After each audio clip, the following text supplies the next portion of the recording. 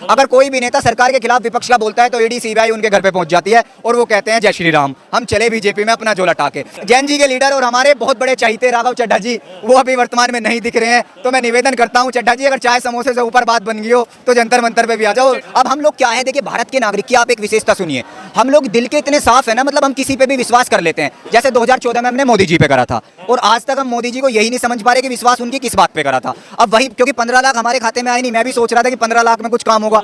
अब रोजगार पकौड़े तलने की बात आती है, कोई तलना शुरू करता है तो उसके ठेले को नगर निगम आके हटा देती है। राघव चड्ढा क्या बुरे हैं क्या, उन्हें बनवा दीजिए, आप ही के बीच से गए हैं। राघव चड्ढा जी, पहले हमारा 30 दिन का रिचार्ज करा दीजिए, जब वो रिचार्ज हमारा हो जाएगा तो मैं मान लूंगा कि बीजेपी में आपकी चलती है, क्योंकि नेता सब करप्ट है। अगर आप ईडी और सीबीआई के डर से पार्टी बदल रहे हैं ना, तो आप एक करप्ट और भ्रष्ट लोग हैं और देश की जनता, ये युवा आपको जवाब देगा। क्योंकि आप समझ लीजिए, अगर मजाक में बने हुए मूवमेंट को 2 करोड़ 20 लाख लोग जुड़ सकते हैं ना, तो आने वाले समय में ये युवा क्या कर सकता है। और हम क्रांतिकारी कौम और देश के लिए लड़ने वाली कौम है, हम शहीद हो सकते हैं, बलिदान दे सकते हैं। अगर हम ऐसे डरेंगे ना कि कोई आएगा और हमें खत्म कर देगा, तो साहब इतने कमजोर हम भी नहीं है, लेकिन हम कानून के दायरे में लड़ेंगे।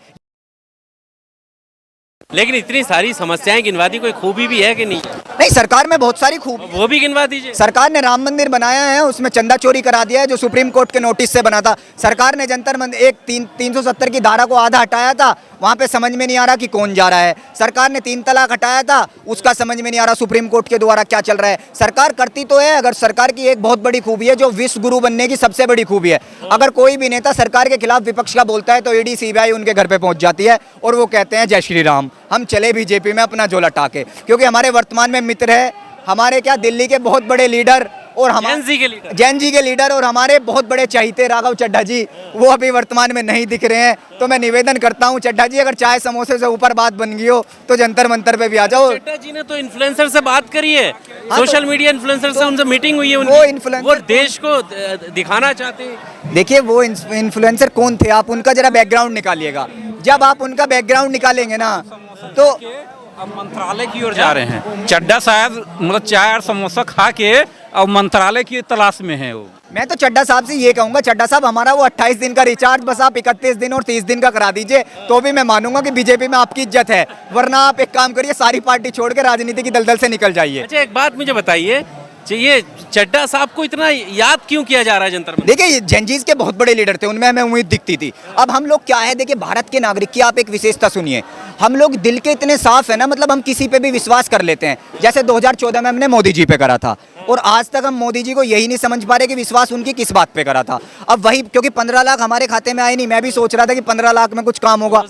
अब रोजगार पकौड़े तलने की बात आती है, कोई तलना शुरू करता है तो उसके ठेले को नगर निगम आके हटा देती है। तो देश में जनता करे तो करे क्या, आप मुझे ये बता दीजिए। स्वरोजगार अपनाओ, मोदी जी ने कहा था कि रोजगार देने वाले बनो, तो रोजगार आपदा में अवसर तलाश। साहब हम आपदा में अवसर तलाश तो रहे हैं इस जंतर मंतर पे आके, कि ये सरकार से धर्मेंद्र प्रधान जी इस्तीफा देते हैं, या आपदा में अवसर ही है। अगर धर्मेंद्र प्रधान जी ऐसा कर देते हैं तो ये आपदा में अवसर है। बिल्कुल अवसर है जी आपदा में, क्योंकि आपदा ही तो चल रही है देश में, इसमें अवसर है। धर्मेंद्र प्रधान जी का एक रेजिग्नेशन आ जाए और देश की जनता एक अच्छे लीडर को चाहती है। और अगर आप बीजेपी में ही किसी को आप एक लीडर मानते हैं तो मैं तेजस्वी सूर्या को बहुत ज़्यादा रिकमेंड करूंगा कि आप उन्हें शिक्षा मंत्री बना दीजिए। क्योंकि आप सोनम वांगचुक जी को तो बनाएंगे नहीं, उनको तो आप एंटी नेशनल बोल देते हैं। आप खान सर को तो बनाएंगे नहीं, उनको तो आप एंटी नेशनल बोल रहे हैं, तो आप किसे बनाएंगे? अपने ही तो एक MP को बनाएंगे। तो मैं उम्मीद करता हूँ कि आप तेजस्वी सूर्या। राघव चड्ढा क्या बुरे हैं क्या, उन्हें बनवा दीजिए, आप ही के बीच से गए हैं। राघव चड्ढा जी, पहले हमारा 30 दिन का रिचार्ज करा दीजिए, जब वो रिचार्ज हमारा हो जाएगा तो मैं मान लूंगा कि बीजेपी में आपकी चलती है।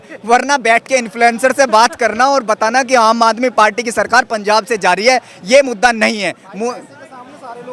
देखो भाई ने कितनी अच्छी बात कही है कि पैसे के सामने दुनिया बिकती है। पर राघव चड्ढा जी एक बात तो बताओ, आपके पास तो काफी अच्छा पैसा था, आप क्यों बिक गए? चलो मैं वो नहीं, वो सुहानी घोष ने कहा था, सुहानी घोष ने कहा था, वो भी चली गई। देखिए मैं बता रहा हूँ, ईडी सीबीआई बहुत बड़ी चीज है। एक यूपी में ना लीडर है, बहुत 4 बार की मुख्यमंत्री रही है, बहन कुमारी मायावती जी।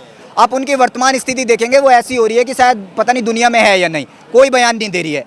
तो ये स्थिति इसलिए बन चुकी है कि कहीं ना कहीं नेता सब करप्ट है। तो देश का युवा, अब देश की तस्वीर बदलेगा। ये मजाक की बात थी कि राघव चड्ढा जी आप ये कर दीजिए वो कर दीजिए, अब देश का युवा ही देश की तस्वीर बदलेगा, क्योंकि नेता सब करप्ट है। अगर आप ईडी और सीबीआई के डर से पार्टी बदल रहे हैं ना, तो आप एक करप्ट और भ्रष्ट लोग हैं और देश की जनता, ये युवा आपको जवाब देगा। क्योंकि आप समझ लीजिए, अगर मजाक में बने हुए मूवमेंट को 2 करोड़ 20 लाख लोग जुड़ सकते हैं ना, तो आने वाले समय में ये युवा क्या कर सकता है। क्योंकि युवा कहीं ना कहीं आज के टाइम में इतना शिक्षित हो सकता है कि वो अपने माता पिता को बता सकता है कि आज आपके पास पैसा नहीं बचा है। आपको वर्तमान की सरकार बदलने की जरूरत है और सरकार बदलने का समय आ चुका है, क्योंकि अब अगर सरकार सुनेगी नहीं तो सरकार को गद्दी से तार उतार फेंकने का काम ये देश का युवा करेगा और जंतर मंतर से इसकी आवाज हम अभिजीत दीपके जी के साथ बुलंद करते हैं। बहुत बड़ी बात आपने कही है, लेकिन एक सवाल ये भी है कि जिस मूवमेंट के साथ आप जुड़े हो, लोग उनकी आइडियोलॉजी पर भी सवाल उठाते हैं कि ये किस तरफ से है, कैसे यहाँ पर है। देखिए, मैं बता देता हूँ आपको, जो वर्तमान की सरकार है वो अभिजीत दीपके जी को एक मतलब आपका लीडर बता रही है,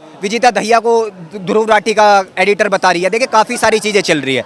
आप मेरी स्थिति समझने की कोशिश करिए कि चल क्या रहा है।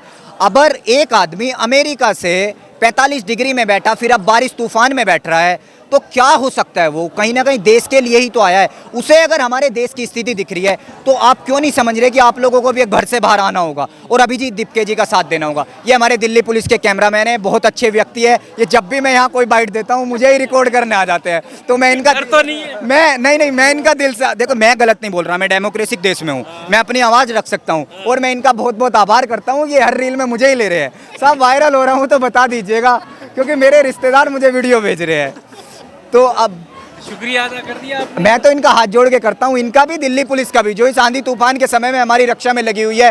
क्योंकि कुछ बाहर से गुंडे आ रहे हैं, आपने पीछे देखा होगा एक लड़के का सर फाड़ दिया गया और रोज ही मतलब हमारे आंदोलन को खराब करने के काफ़ी सारे लोग आ रहे हैं। तो दिल्ली पुलिस का बहुत बहुत धन्यवाद, जो हमारे आंदोलन को इतना सक्सेसफुल बना रही है और उनकी सहायता की वजह से ही हम लोग रात को यहाँ अमन और चैन से सो पा रहे हैं। बीजेपी के राष्ट्रीय अध्यक्ष अगर ये बात कह रहे हैं कि वायरसेस का उनके जो कार्यकर्ता हैं वो इलाज कर देंगे, आपको डर लगता है कि जब कार्यकर्ता इलाज करने की बात वो कहते हैं? देखिए, मैं क्रांतिकारी धारा मेरठ से आता हूं और देश की क्रांति की शुरुआत वहां से ही हुई थी। तो जब मैं जंतर मंतर पे अपने घर से चला था तो डर को तो शायद मैं बहुत पीछे रख के चला था। और हम क्रांतिकारी कौम और देश के लिए लड़ने वाली कौम है, हम शहीद हो सकते हैं, बलिदान दे सकते हैं। अगर हम ऐसे डरेंगे ना कि कोई आएगा और हमें ख़त्म कर देगा, तो साहब इतने कमज़ोर हम भी नहीं हैं। लेकिन हम कानून के दायरे में लड़ेंगे, ये बात आप समझ लीजिएगा। अगर कोई अब हम पे कुछ भी करेगा, एक यहाँ पे जंतर मंतर पे बैठे हुए व्यक्ति को भी आंच या चोट आएगी, तो हम कानून के दायरे में उसका वो हाल करेंगे। क्योंकि संविधान से बड़ा ना तो ये सरकार है और ना संविधान से बड़ा कोई इनका व्यक्ति है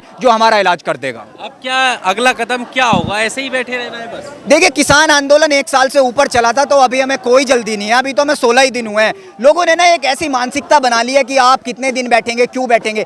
अरे मैं कह रहा हूँ, आप ये सवाल करिए ही मत। आप हमारे आंदोलन को डेली मजबूत होता देखिए पीछे कितने लोग हैं, इधर से उधर कैमरा घुमा के देखिए। तो आंदोलन दिन पे दिन मजबूत होता आ रहा है और मैं उम्मीद करता हूँ कि आने वाले समय में आंदोलन मजबूत होगा। और मोदी जी, हाथ जोड़ के निवेदन करता हूँ, आप मेरे प्रिय हैं, मैं आपसे बहुत बड़ा निवेदन करता हूँ कि प्लीज़ ये हमारी बात सुन लीजिए। जो लोग अनशन पे बैठे हैं उनकी स्थिति बहुत ख़राब है और ऐसा ना हो कि उनको कुछ हो जाए और फिर आपको बहुत मुसीबत आ जाए। क्योंकि ये सरकार, आप ये समझ लीजिए, कहीं ना कहीं युवाओं की बनाई हुई सरकार है। तो आप इसमें हमारा साथ दीजिए। और आज हम अगर इस स्थिति में बैठे हुए हैं तो परेशानी है मोदी जी, हम मुफ्त में नहीं बैठे, परेशानी है। पेपर लीक, 150 पेपर लीक हो रहे हैं मोदी जी, दिक्कत है देश में। हम क्यों बैठेंगे? हम बारिश में बैठ रहे हैं। आप यहाँ बैठ के तो देखिए, वो बोल रहे थे कि वायरस का इलाज हमारे लोग कर देंगे। आप उन्हें बैठाइए 4 दिन जंतर मंतर पे बिना पंखे के, उन्हें समझ में आ जाएगा कि कैसे प्रोटेस्ट होती है।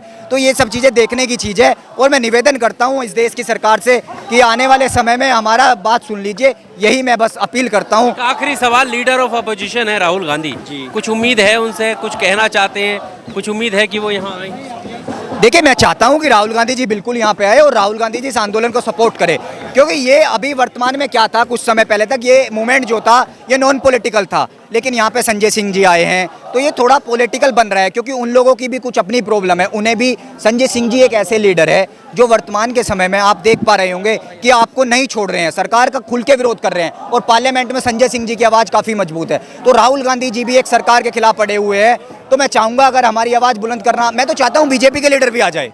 बीजेपी के लीडर को आप क्या आमंत्रित कर रहे हैं? हाँ, मैं आमंत्रित करना चाहता हूँ कि बीजेपी के लीडर भी यहाँ जंतर मंतर पे आए और हमारी वर्तमान स्थिति देखे। शायद उनकी आंखों में भी, देखो दिल भारतीय हैं, वो उनके भी दिल में है, शायद उनको हमारी स्थिति समझ आ जाए और वही धर्मेंद्र प्रधान जी के इस्तीफे की मांग करने लगे। और राहुल गांधी जी की बात रही तो पढ़े लिखे शिक्षित लीडर है और काफ़ी समझदार लीडर है और अगर वो आना चाहते हैं तो आ सकते हैं। लेकिन एक बार धर्मेंद्र प्रधान जी आप भी आ जाइए या अपने किसी व्यक्ति को भेज दीजिए, शायद आपकी ईगो से ज़्यादा ये जंतर मंतर पे आपको अनशन करते हुए लोगों का दर्द समझ में आ जाए। संजय सिंह कह रहे हैं कि कोई अवार्ड बनाइए, यहाँ पर मोदी जी खुद आ जाएंगे। हाँ, बिल्कुल हो सकता है, क्योंकि मोदी जी जिस भी देश में जा रहे हैं वो अवार्ड चैट जीपीटी से बना था अभी थोड़े टाइम पहले।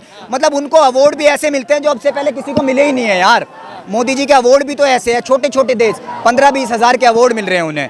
तो बाकी बहुत बहुत धन्यवाद आप लोगों का, जो ये देश का 5वां पिलर सोशल मीडिया हमारा इंटरव्यू ले रहा है। यही आज डेमोक्रेसी में बचा हुआ है, यही हमारी आवाज़ है। बहुत बहुत धन्यवाद आप सबका, AR न्यूज़ का और सारे टीवी का। धन्यवाद।